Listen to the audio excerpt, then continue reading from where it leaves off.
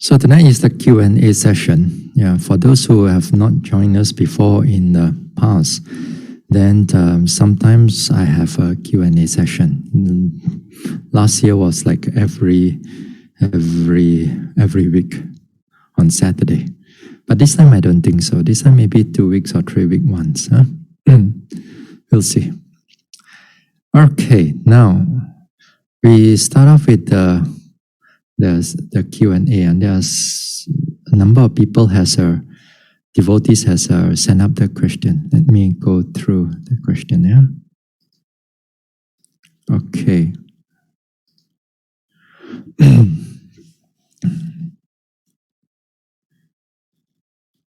Okay, let's see. Now, last Tuesday during sitting, the body slowly bent down. Pain arose on the knee. When the forehead touched the floor, it moved forward until nose touched the floor. I noted it touch, cool, pain, and so on. After that, the lips became tighter, then followed by the eyes until the forehead. They too getting tighter, then mouth open with some sound came out like a monster. Suddenly, the body erected itself fast and straight. After a few minutes, the body bent down to the left knee, and then forehead touched to the floor. Pain arose on the knee. I just noted on them.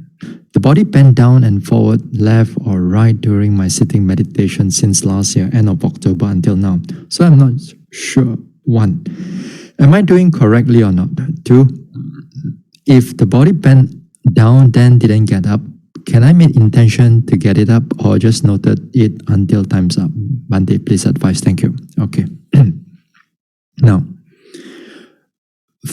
for a number of yogis or meditators, they'll become to a certain time, sometimes for some yogis, there'll come to a time that the body feels like it wants to move. Yeah? It feels like it wants to move. Usually the advice is that we ask the yogis not to move. Okay? Now, sometimes the sensation, the pressure, or the pulling, or the tightness, or the whatever that is going through on your body, sometimes it felt like it's going to bend the body forward. Okay? It feels like it's going to bend the body forward. And certain times, some yogis, they flow with the so-called bending. It flows with it. Sometimes it moves forward. Sometimes the body moves to the side. Sometimes the body moves to the left or right. It tends to have those movement during sitting. So, what can you do about it? Now, if it happens per sitting, let's say 1 time or twice, then it's not a big problem per sitting. And it happens, let's say 2 or 3 sitting. After that, it doesn't happen anymore. It's okay. It's not too bad. It's okay. During this time, when the body is, let's say, it's moving a little bit, just note it. Just note it as bending, pressure, or tightness, or whatever that is going on with the body. Okay? Now, after 2 or 3 sessions of sitting, for example, if you are doing it at home, then there may be, you have maybe 2 or 3 sessions means that 2 or 3 days already. Okay? But for a yogi, in the retreat, then it's within like 2 or 3 hours or few hours. Then you take a note. You take a note, see whether after 2 or 3 sitting meditation, does the body still keep on moving or not? Does the body keep on moving, or it has already all those movement already subsided on their own. If they subsided on their own, then perfectly fine, and then just carry on. Okay, that is one thing. And the second thing is that the movement does not stop. The movement continue on after the third sitting or even the fourth sitting, and then you find that the body tends to bend and so on. Yeah? And now, during that time, you have to make a strong intention or a determination not to move the body. Yeah?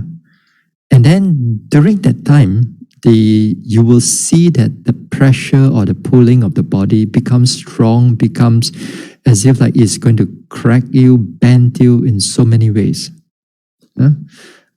So whatever that is happening during that time, you must take note of them as clearly as you can and not move the body.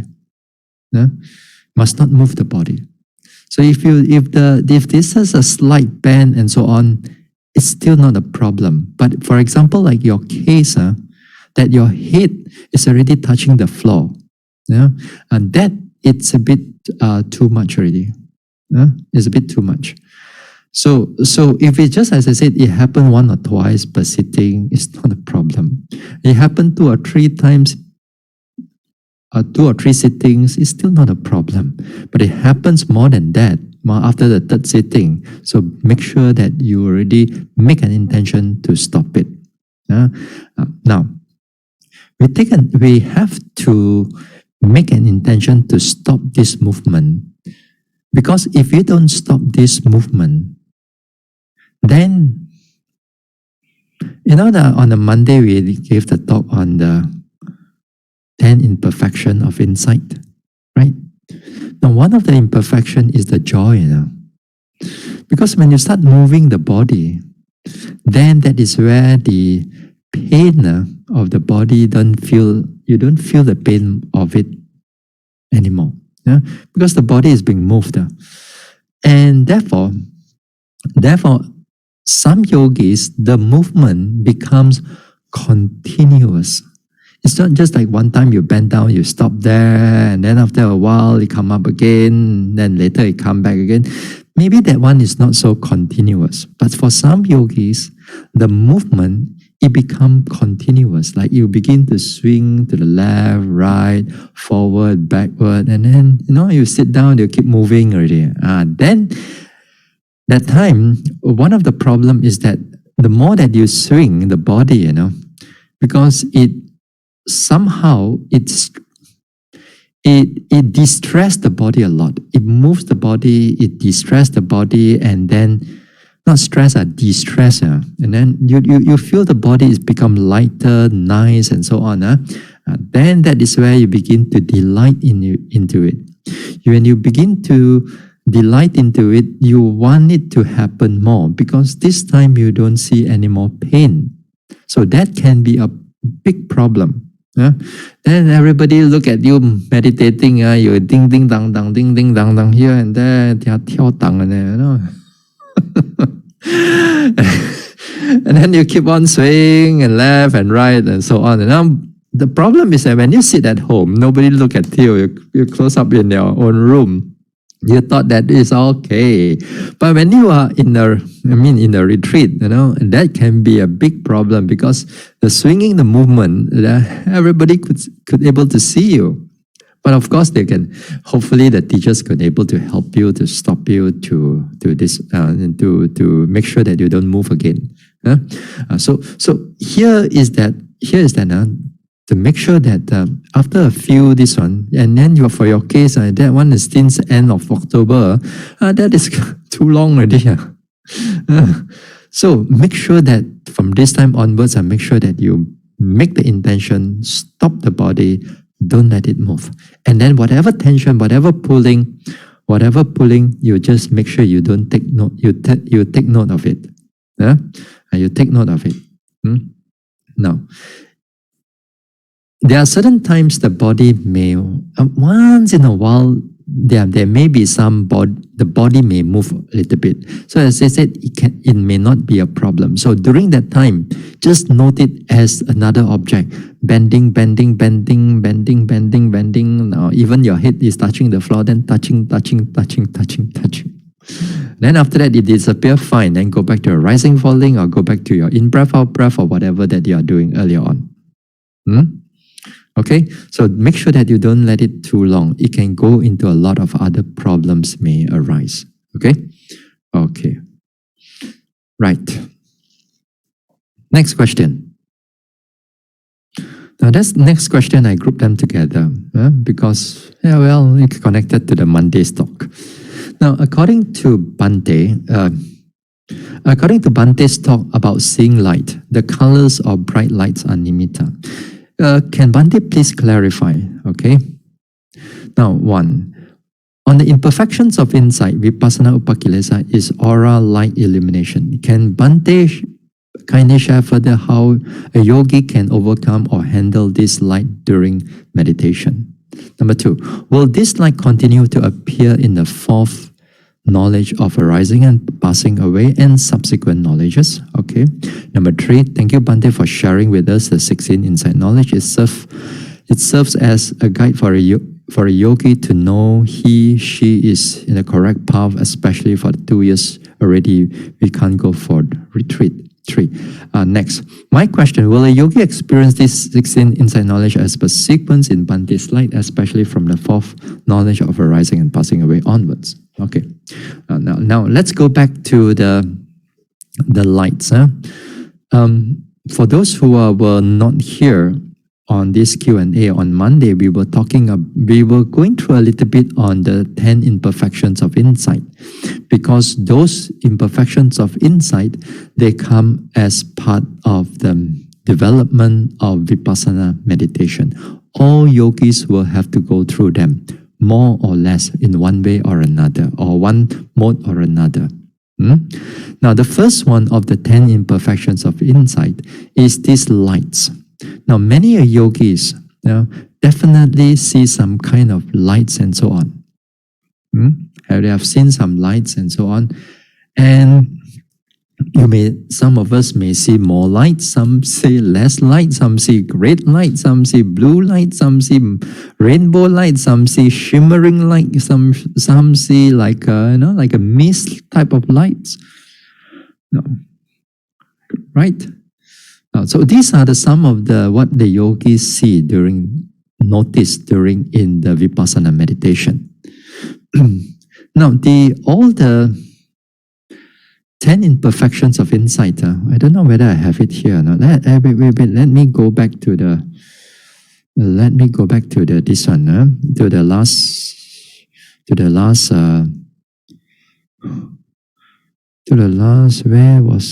Where's my? Hold on. Let me show you a little bit on the file. Right. Imperfections of insight. Okay, let me share with you. Where's my Zoom? Okay.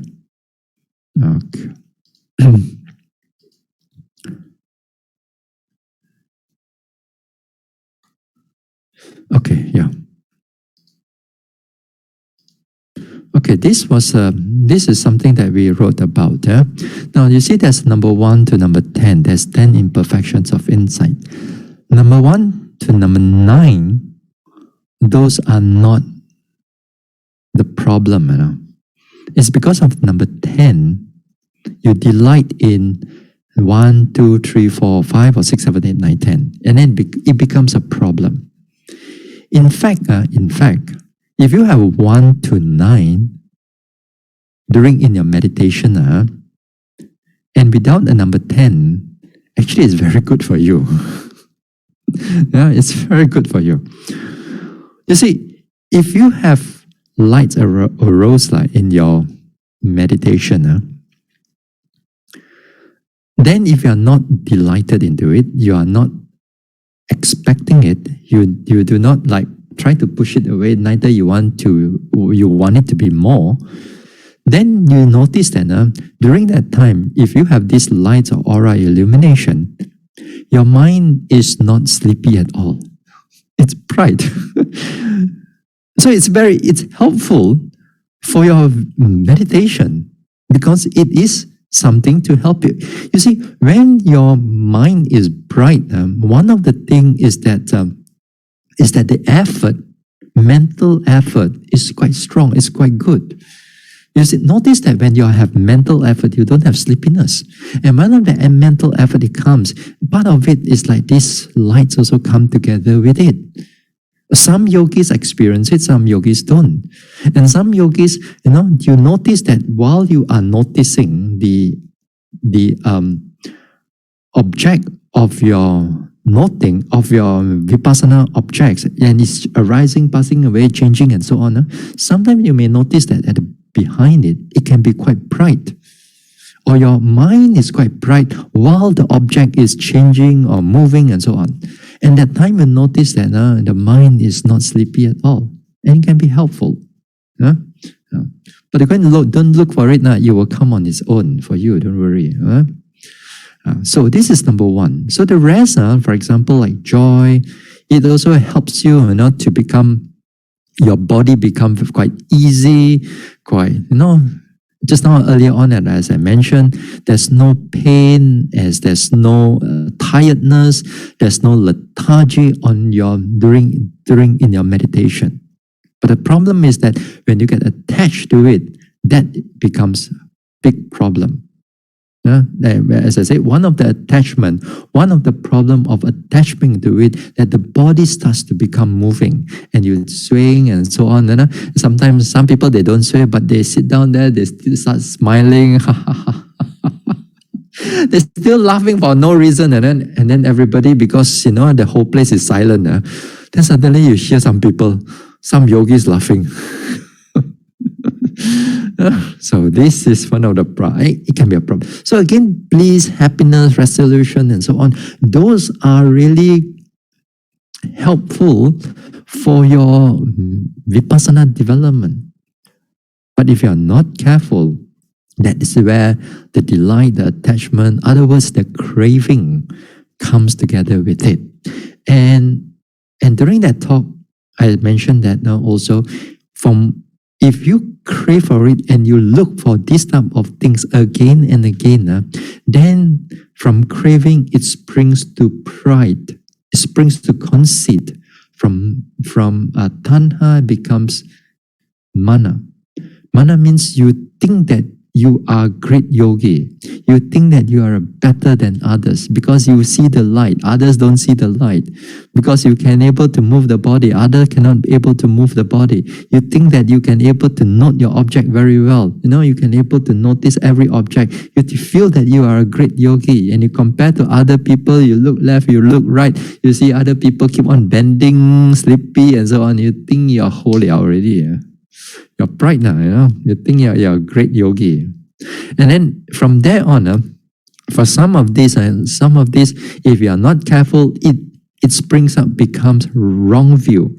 Wrong view means that, for example, with the aura or lights, it springs up that you think that you already you believe that this is Nibbana already.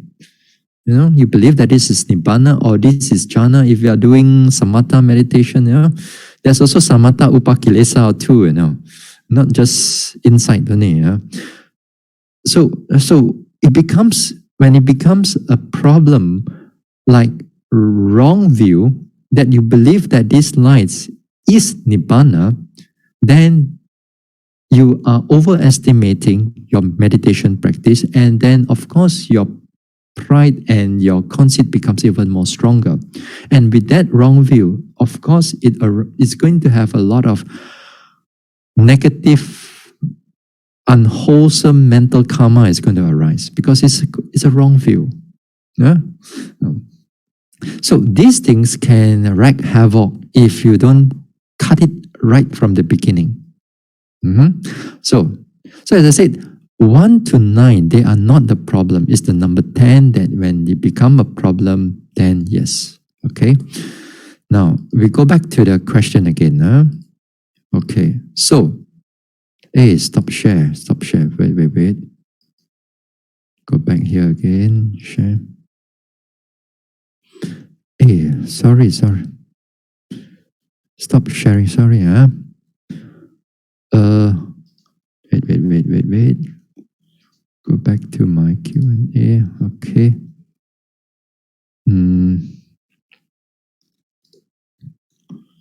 Share. All right, you see the question, right? Okay. Now the question is that how you can evolve to overcome these lights, and okay, or manage the lights or the aura or the illumination.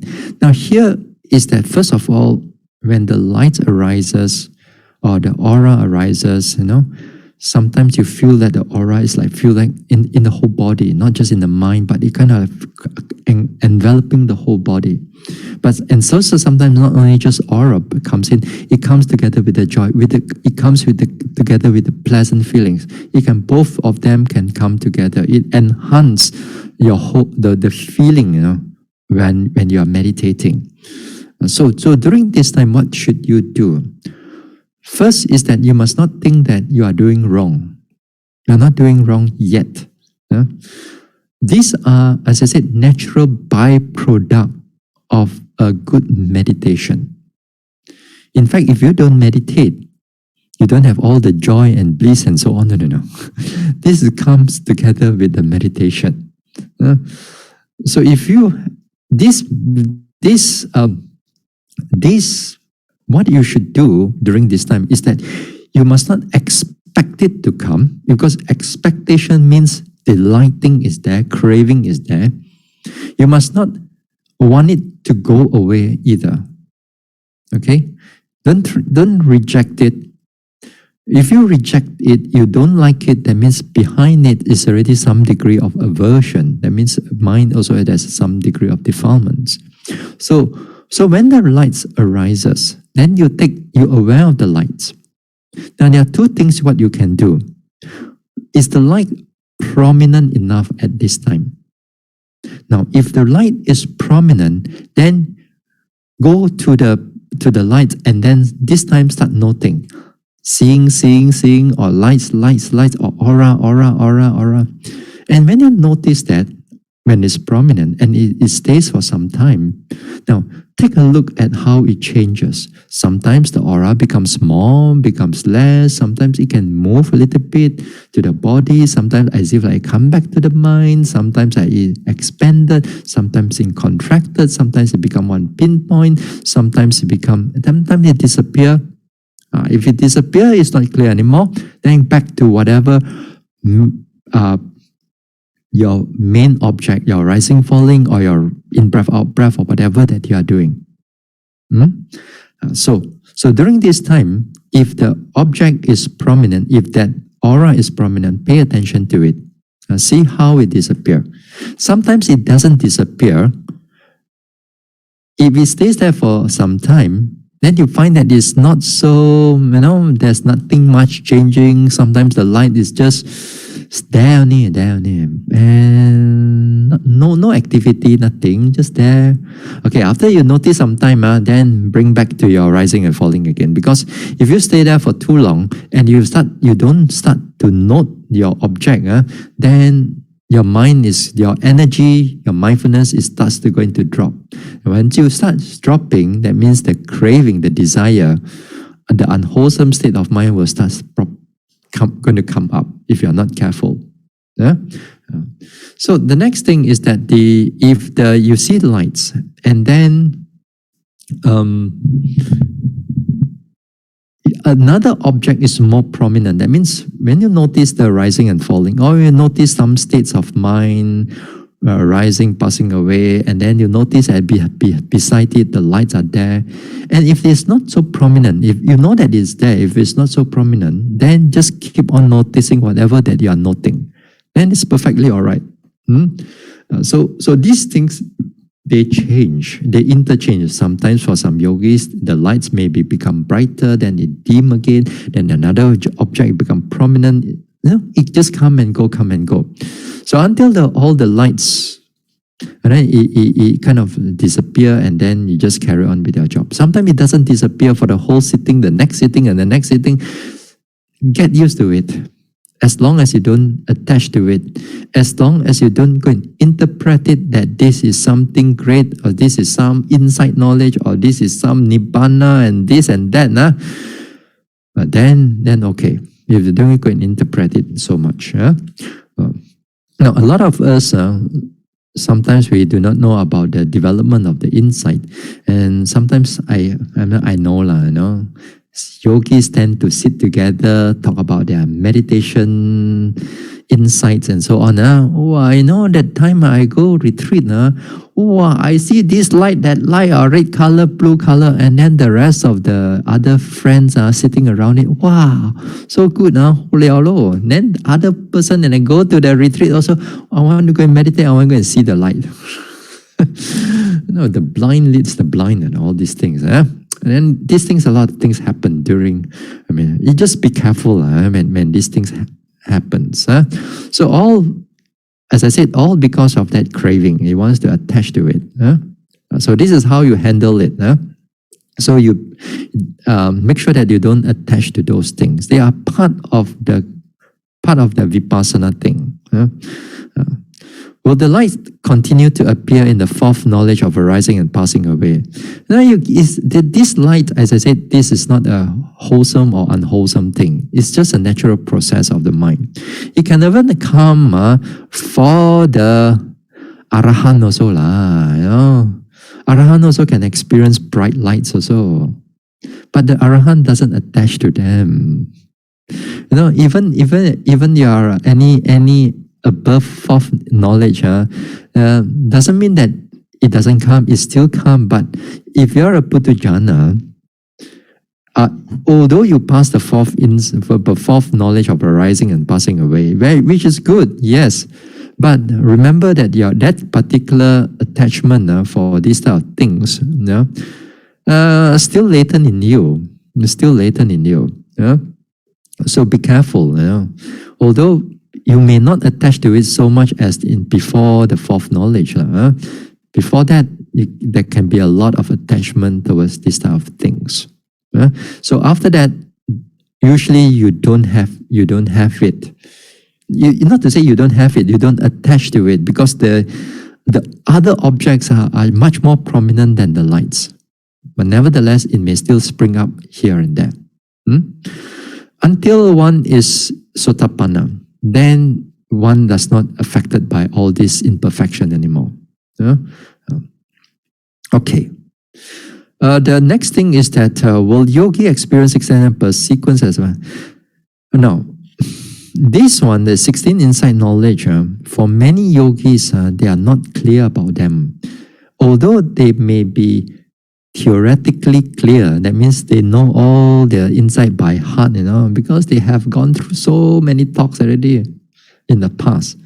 But when they actually experiencing them, the insights, those insights can be haphazard. There can be mixture here and there. And you really do not know whether you are in this insight or that insight. You agak-agak lah, you estimate yourself lah. Sometimes the yogis, they tend to do that. And that is actually, not to say it's no good, but sometimes they become too attached to their own achievement, or they think that they achieve a lot, but actually they are not going very far. Especially like, for example, talking about the upakilesa thing, they can overestimate their practice. So this insight knowledge may not be very clear to many yogis. Now, there may be some insights may be clearer. Maybe first insight may be a bit clearer because it's a separation between mind and body. Yeah, fourth insight may be a bit clearer. Yes. But the rest of other insights, especially like after the fourth insight or the sixth or seventh insight, those can be very blurred, or you feel that things are not going very well, but actually you are doing it correctly, due to the nature of dukkha. So, but you are going through all the insights. You're going through all the insights. It's just that your real experience and your theory may not go coincide together. Yeah? It may not coincide, may not go ngam together, you know. So my advice here is this. Although when we learn about these insights, and some yogis can see them much more clearer, some yogis may not see them that clearly. Now, for all of us, we should not be too attached to the theory. Although right now we talk about it, you know, in the talks we talk about it, but don't too attached to the theory. The theory is to help you, to guide you, to give you a map for enlightenment. Yeah? So don't just go and hold on to the map, you know. Then it's not but it's about moment to moment experiencing your object of your meditation. Then if you do that, then the progress will be swift and hopefully be clear to you. Yeah? So you will go through all these 16 insight knowledge, but whether you know it or not, that will be whether you can able to theoretically and reality mix with it or not, that's another thing. Yeah? Okay? All right. Next question. Next question, this is going to be a bit difficult for me to answer for tonight. Bhante, please explain what is Appana Viticita, absorption consciousness process. Okay, all right. Let's look at it for a little bit.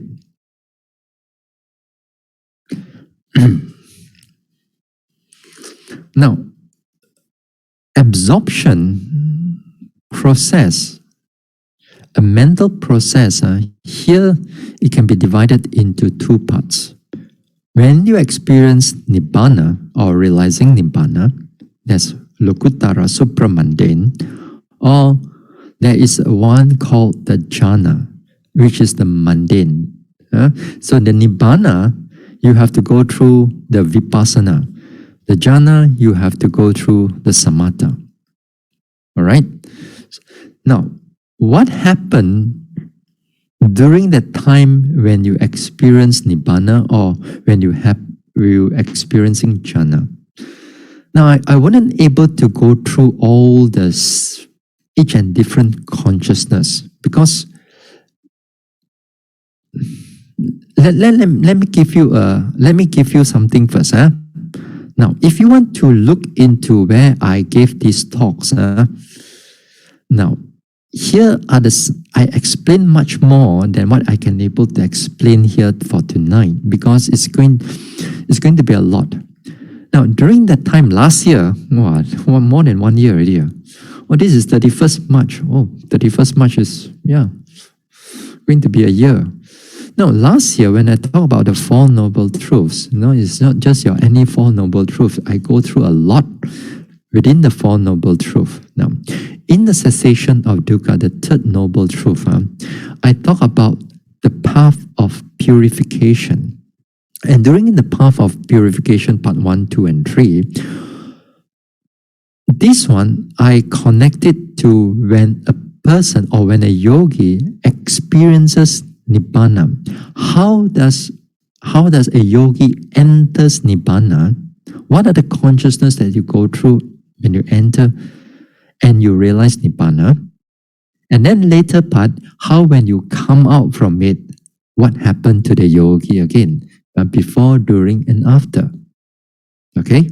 This is one that. So if you want to go and look into these things, then go to this on this date, then there's so much more for you to talk about, to go through.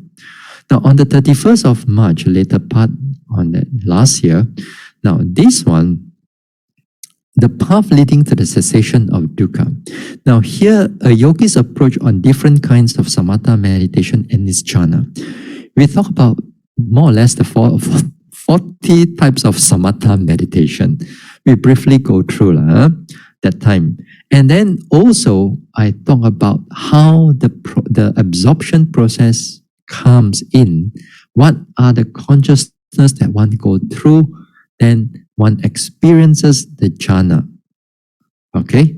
So these are some of the things that perhaps you want to go through and how I elaborate on these type of things on the development, right? Now, just to give you to see a little bit, let me stop sharing here. And I go to the next slide. My next one. Let me show you where is the. Oh yes. Okay, let me show you this one first. All right. Okay. Okay, share screen. Okay. Now, last year on the February one, hey, what you sorry. Stop share. Hold on, yeah? Hold on. Okay.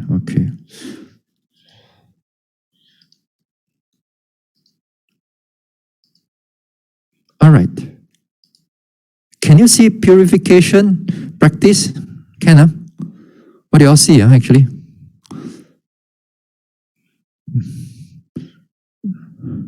Let me see who can. Hey, Lim Shu Fan. Are you seeing purification practice, right? Correct? If yes, you put a thumbs up. No? Oh, Sister Hun Ling, what do you see actually right now? Okay. All right. Good. All right. So since you see, okay. Now, last year I was talking about this thing.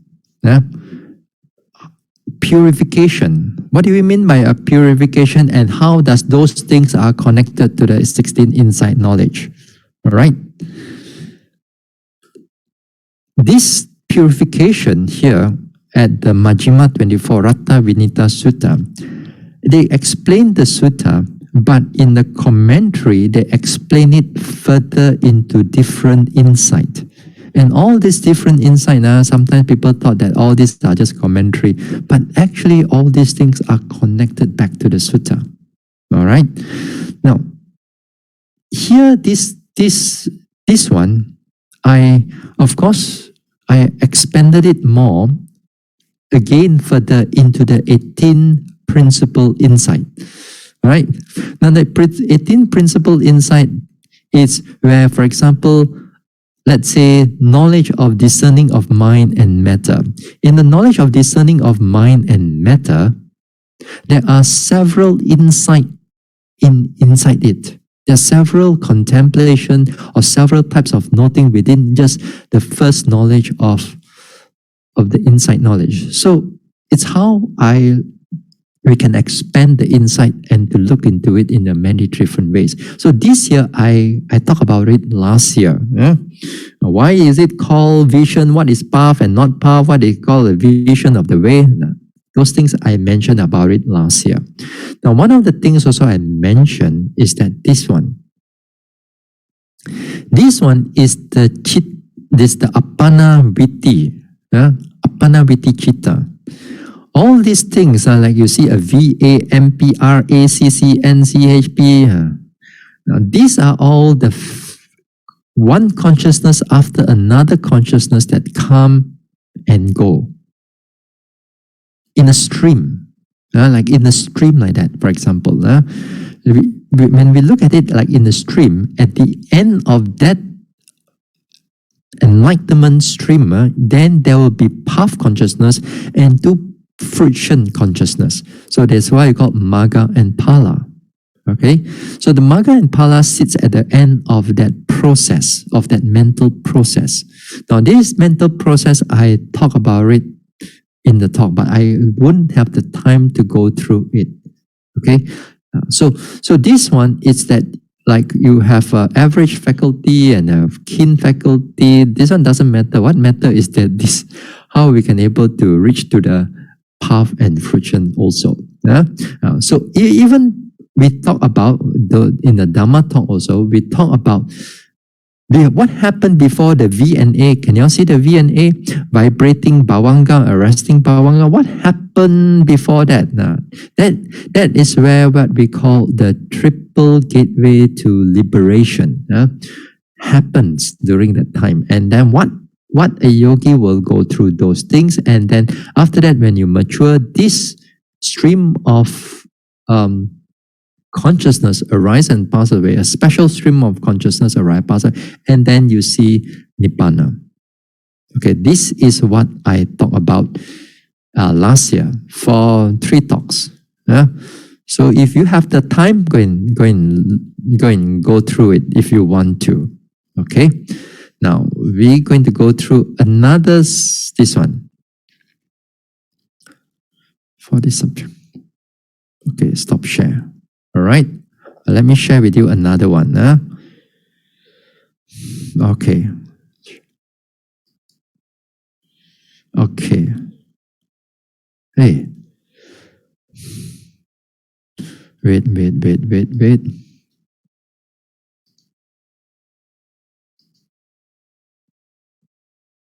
Okay.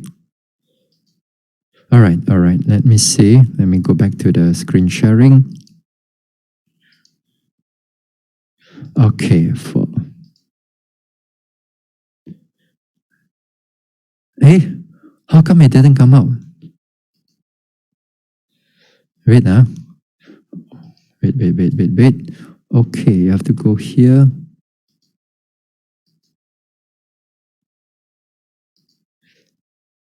Okay, let me see. Let me try again.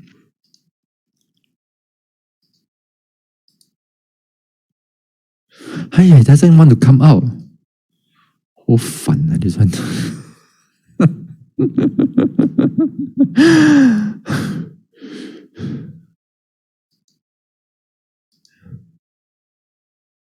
I don't know why it doesn't want to come out.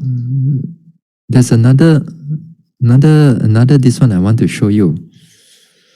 On jhana one. Just hold on, just hold on with me. Let me close this one first. Let me open this, and then this one I want to close. Okay, save and close. Save this one. Let me close this one. Let me open again. Okay. 来了. Wait.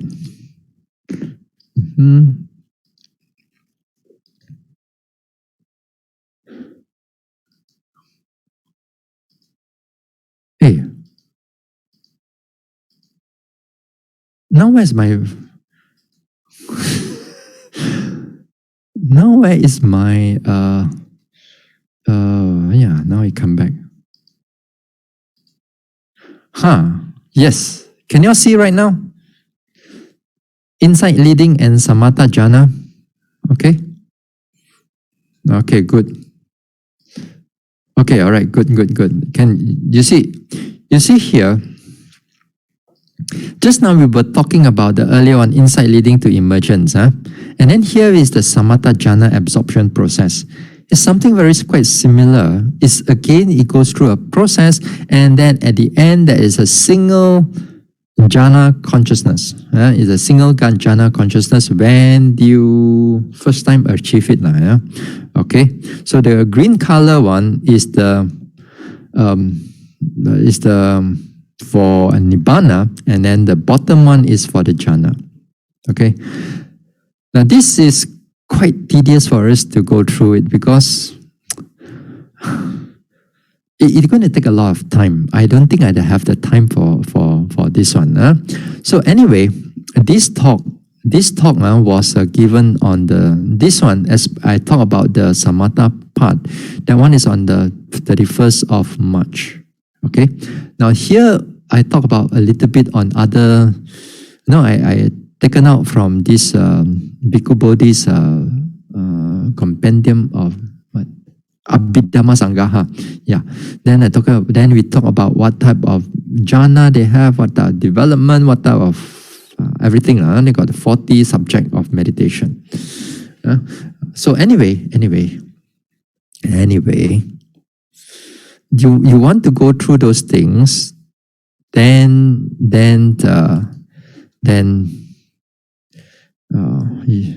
well, let me see.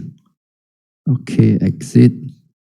Okay, let me close this thing so that it's easier to come out later part. Okay, no. Okay, can you see the question again? Huh? Okay, all right. So this one, as I said, you have to go through this one you have to go through the talk again to give you the clearer approach to how a process of enlightenment takes place. Okay, next one.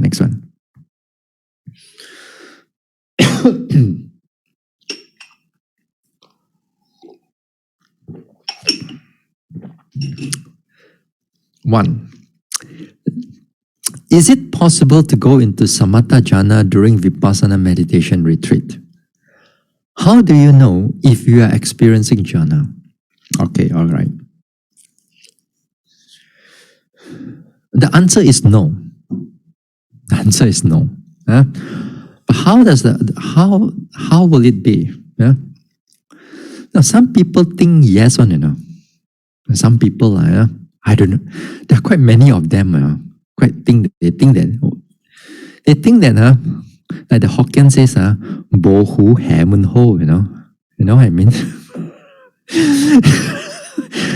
You think that you don't achieve your progress in your vipassana, or you think you can get jhana in samatha lah,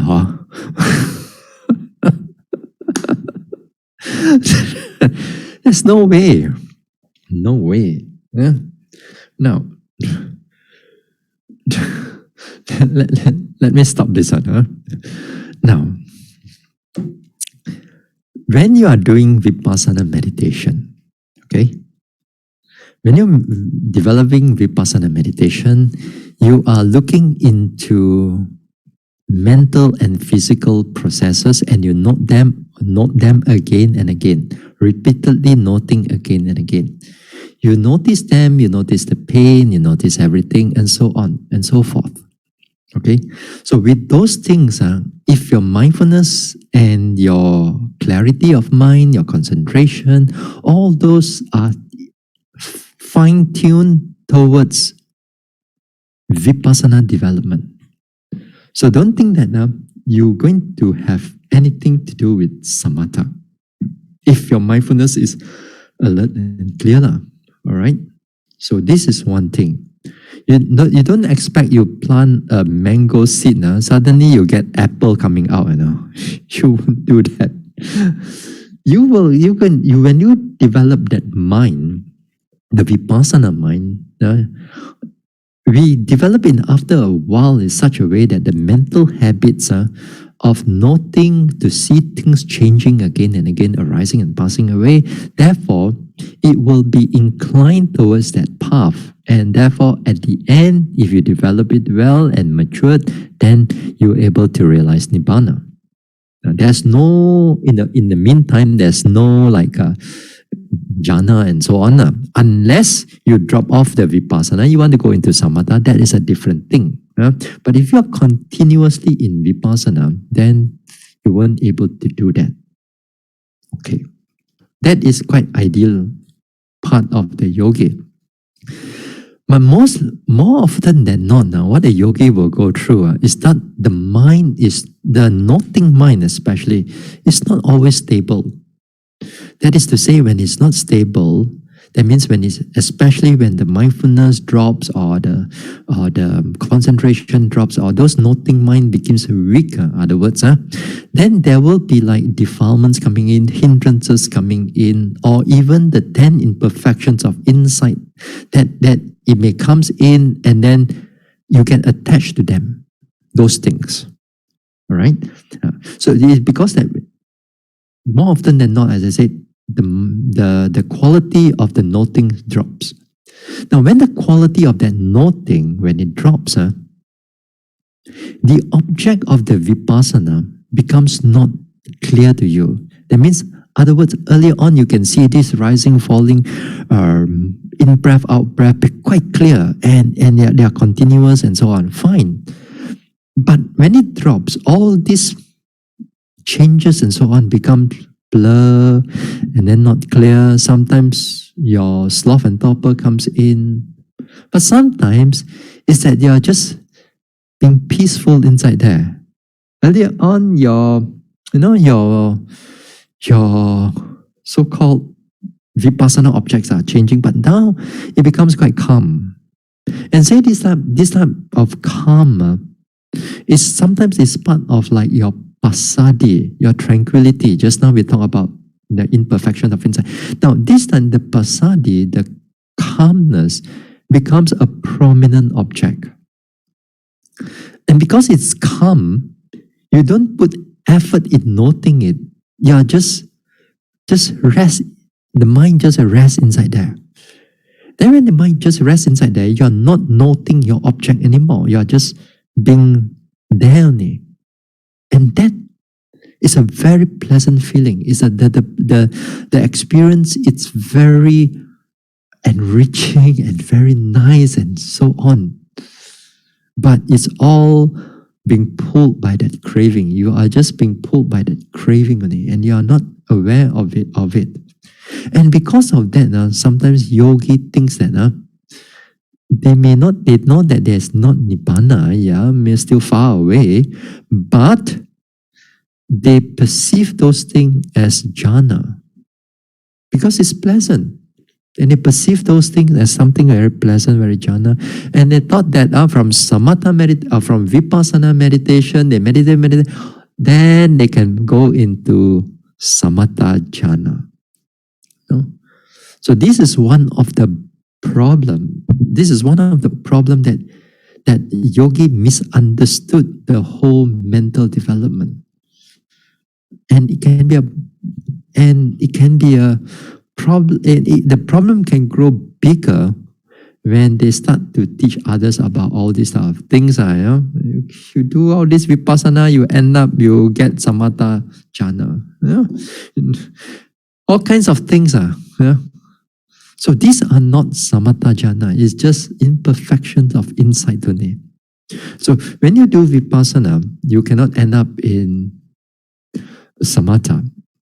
If your mind is so alert and clear, first of all, you cannot do samatha part of it. Because if you want to do samatha meditation also, your mind also must be in the tip-top condition. That means your balance of your faculties, of your 5 faculties, your mindfulness, your effort, your concentration, and so on, all also must be at the tip-top condition. It's not that when you are doing samatha, your faculties are not involved. No, your faculties are at that tip-top condition if you want to do samatha correctly. You want to do vipassana correctly, your 5 faculties also must be at a tip-top condition. So when you are in a tip-top condition, when you are at the optimum level, you know that when you are switching to a non-vipassana object, you are clear about it. For example, if that when you are going into thinking and so on, you know that this is not a vipassana object, you're already aware of it.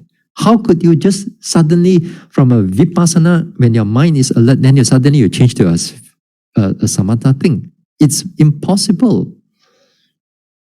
So too when you are a samatha meditator, also the same thing. If you are doing the samatha correctly, clearly, and also you able to progress with the samatha, you cannot just go into vipassana unless you completely want to stop the samatha and you want to redevelop the vipassana. And then it's possible. But while you are doing samatha, then suddenly it changes into vipassana. Tak boleh. Cannot. Just cannot. These are 2 different pathways. Although they are quite parallel, but they are different pathways. You cannot suka-suka jump here, suka-suka jump there. Cannot. So you cannot do like that. So it is impossible. All right? Okay, so Now, so you won't able to experience jhana if you are doing vipassana meditation. If you want to experience jhana, then you have to completely, as I said, drop your vipassana meditation. Your mental intent, your mental determination is to develop the samatha meditation. Now, if you develop that samatha meditation, if your vipassana objects to come in, you have to put those vipassana objects aside. So your mind has to be alert. Now, of course, there are a lot of gray area. But this one is a very, very few yogis and far in between. Now, sometimes these yogis are both fluent in samatha and vipassana. Even if they are fluent in samatha and vipassana, they can change object quite fast. They can change from samatha to vipassana and vipassana to samatha quite fast because they are fluent in this two meditation part of it. Now, most people, you cannot do that. Most people cannot do that. So when they do that, they want to change from one samatha to vipassana or vipassana to samatha. The mind makes a clear determination. At that moment, if they drop the vipassana, immediately they take up the samatha immediately. The moment they drop here, they already bring up there. So all they do is just change meditation object. But the five faculties is at a tip-top condition. So they just cross it over very easy. To them, it's easy because they are fluent in both meditation. They are proficient in both meditation. For most people, you cannot do that. You cannot do that. So that one is a totally different case. Even with that case, they stop a certain meditation. They begin with another form of meditation, or they start off with samatha meditation. Immediately they drop the samatha meditation. They start a vipassana meditation. 5 minutes later, they want to go into samatha again. They drop the vipassana. They go in again, and they can do that. So for most people, you cannot do that. For most of the yogis, you cannot do that. Okay, all right. This is the thing. Now, is the fear arises only when we haven't heard about the spiritual insight knowledge and we have wrong views on the formation or objects occur? The practice of vipassana can quickly handle our mental suffering rather than our bodily suffering. Okay, let's look at number 1. Is fear arises when we don't hear about the spiritual insight knowledge? Now, when you talk about the fear, I guess that you may talk about the knowledge of fear, which is the 6th insight knowledge, the knowledge of fear. Now, this knowledge of fear, we're going to talk about it in the coming days, coming weeks. We're going to talk about that also. Now, the fear here is that it's not the fear of ghosts and the fear of this type of things. It's fear because that you see everything is very unstable. Nothing that you previously perceived before, like when you say, for example, you want you want something like your mood to be stable, but your mood is always changing. In its behind it is always changing, but we don't really know what is happening because we only see the front only. Now, only when you come into the knowledge of fear, then we see that every moment our mood is keep on changing, our feelings is keep on changing, our body is keep on changing. There's no stability, there's nothing to hold on. We thought that our body is strong and so on, but at that time, we see things are keep on changing, arises and passing away. Then that time, the type of fear is that there's nothing for you to hold on anymore. The mind is not a place for you to hold on. Even like your ideas and your your ideas, your concept, your belief and whatever, all starts to arise and passes away. Then you know that whatever you think is nothing concrete. There's no stability in your thinking. There's no stability in your feelings. There's no stability in all your perception. Everything just goes into dissolution. That's why the fear arises. So because of that, we becomes like some yogis have a hard time go through this meditation. And this is part of the extension of the dukkha nupassana. There on the notings on dukkha is an extension of dukkha. Okay, so it's not because you have wrong views. It's just because of throughout our samsara, we always perceive things to be stable. We want to find our soulmate life after life. We want to have a stability in everything. We want to have a stability in our economy, stability in our health, stability in everything. We hold on, whether you realize it or not, we hold on to those things mentally. But when everything is being shaken, is being dropped, is going to dissolution, especially when it comes to the knowledge of fear, then that time, sometimes the yogis have a hard time to go through that because their attachment to that stability is quite strong in them. Okay, all right. Second one. Can the practice of vipassana can quickly handle our mental suffering than the bodily suffering? Now here is hard to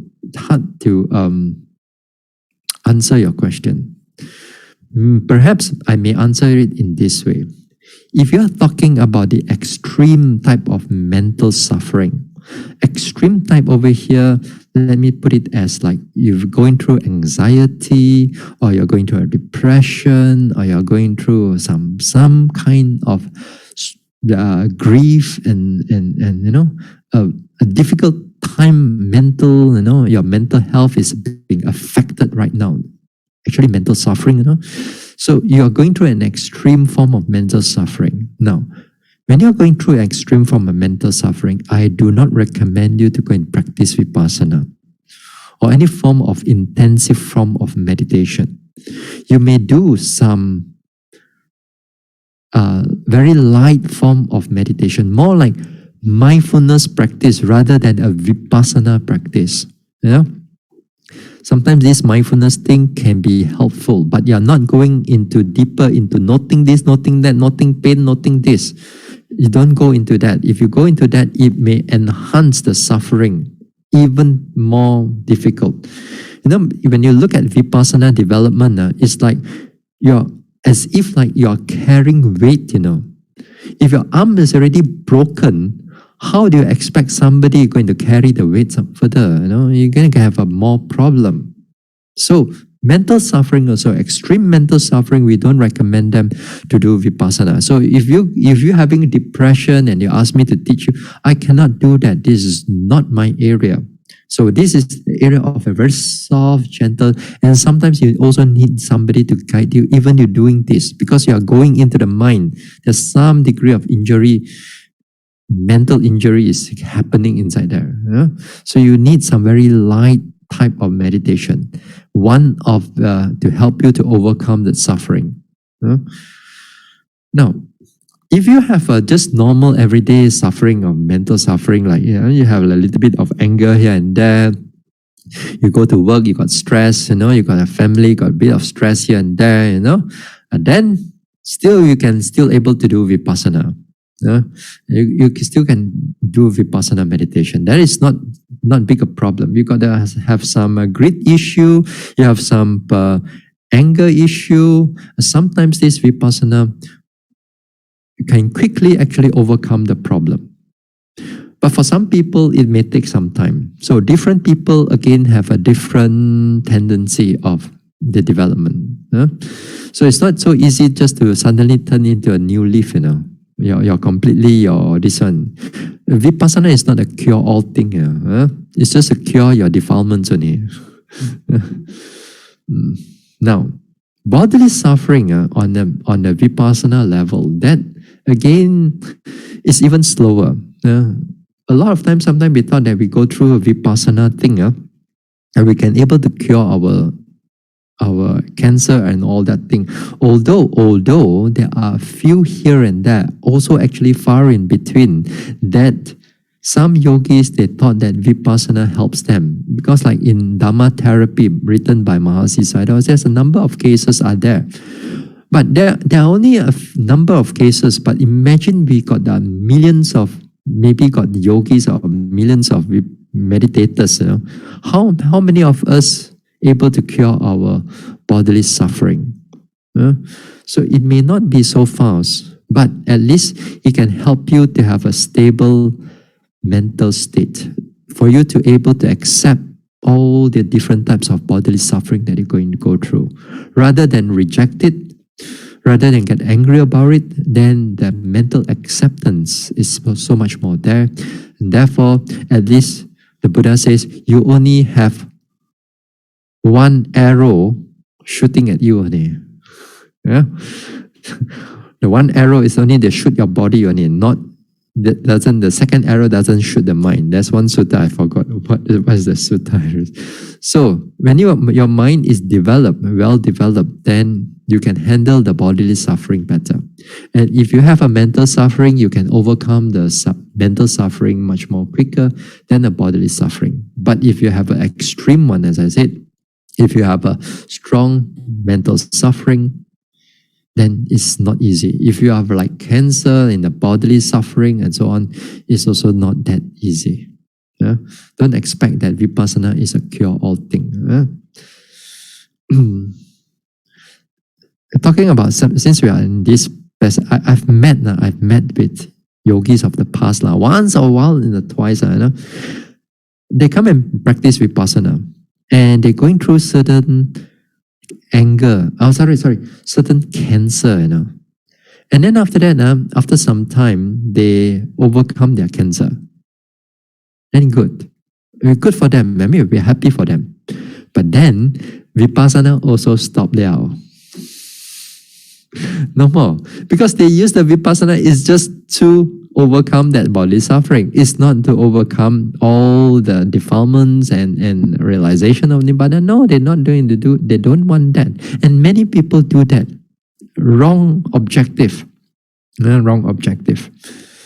Anyway, then we go to the next question. So it's going to be 10 o'clock. Okay, not too long. The question is long, but the answer is not too long. Am I right to say that we have no choice? None. After understanding the Dhamma, we must strive, effort and more effort until Maggapala, as we are still not in the samsara. I think it's a samsara, not sasana. Wait.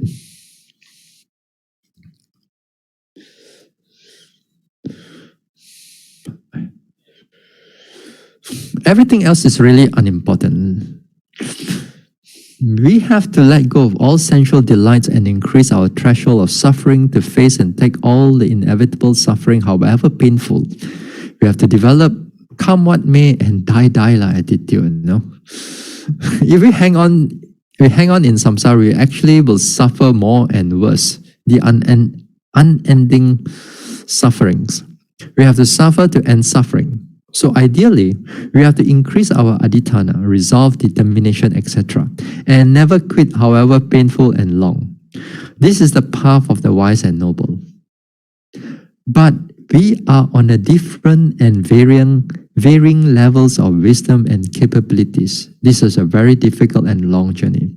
We have to work together, patiently, wisely, to develop our abilities. Now, how to reach such a high state of determination and motivation and maintaining it? Well, now I praise you for your motivation, but but for the maybe for some of you also may have this resolve that you really want to get out of this samsara, and you want to attain the path and fruition and so on, which is very noble, and hopefully that thing, that objective is very clear to you. Now, as you said that many of us has different capabilities, different understanding, different development, so it's not easy. We have to go through a lot of suffering. Yes, we have to go through a lot of suffering. That suffering, you see what type of suffering that you want to go through. If you want to go through all the worldly suffering, we want to go through all the worldly suffering and you to get some worldly happiness, then the Buddha says that is not so wise. For example, we need to earn money, we need to have a job, a career, a business, and so on. We have a family, we have our mortgage, we have a rent, and everything. We still need to pay here and everything. So it's not so easy. We just to drop off everything. But there are some of us, a few of us, here in between, far and in between, that is much more stronger. And finally, we have to drop off everything.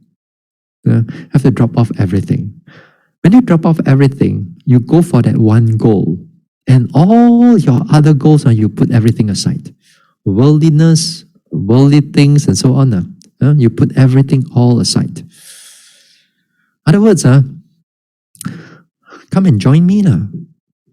Be a monk or be a nun. Only one objective only. And you don't have to do any other thing. You don't have to worry about Dhamma talk or everything. No need. Just strive until you attain your realization. We will feed you, we will shelter you, we will clothe you. If you're sick, we give you medicine. We give you everything. Your job is just to meditate. And in here we have those things.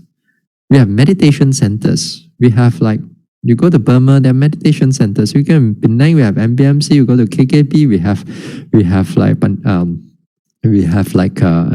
Panditarama, you have Kota Tinggi. We have these meditation centers. They open and they feed you, they clothe you, they'll give you clothing, they'll give you everything, whatever that you want. You want you to just to meditate on it. And they bring the teachers in to guide you also. So you have the opportunity is already there. But whether you want to take up that opportunity or the worldly pull is still strong in you. So it's up to you. The worldly pull for many of us is very, very strong. Many of us can say, must get off samsara here and there, But your neck, your arms, your legs, are all being chained, your mouth open, but your neck, everything all chained together. So you must really to break that chain, and you have to move on. So it's all part of you only. Maybe I have something for you for tonight before we go. This one. The Dhamma is calling and I must go. You cannot stop anymore at that time. This I taken from something that I have it while every day I'm having my lunch. There's something I clip it on my whiteboard, but that one for the mountains. But this one I change it, the Dhamma is calling. When the Dhamma is calling you, you cannot sit still anymore. Your samvega, your what do you call that? Your sense of urgency is going to stir you. If you have to leave your job, you're going to leave your job. You're going to leave your family, you're going to leave your family. If you're going to leave everything else, you don't even worry about your health. So this is something. But here the person who asked maybe a bit, I think maybe 70 or 80s already. Although how much of aditana you have also, make sure that for those who are young, hopefully all start from young. You see, most of you kui hui liao. See, look at all your faces, especially in Zoom faces. Most of you already 70, 80. 50s, 60s, Yes, I mean, as you grow older, as much as you can resolve one thing, but whether you can able to push through further or not, you need the body health also. For those young one, not just young at heart. I don't want to talk about those young at heart. Make sure that you are young. The younger ones, if you have that determination, hopefully one day you can able to journey further and really get out of this samsara. Yeah. Okay. So that's it for tonight. And we're going to have, the Dhamma talk again, we're going to start off on the Dukkha Nupassana. We continue on the Dukkha Nupassana on Monday night. Same time here. All right, let's go for the sharing of merits.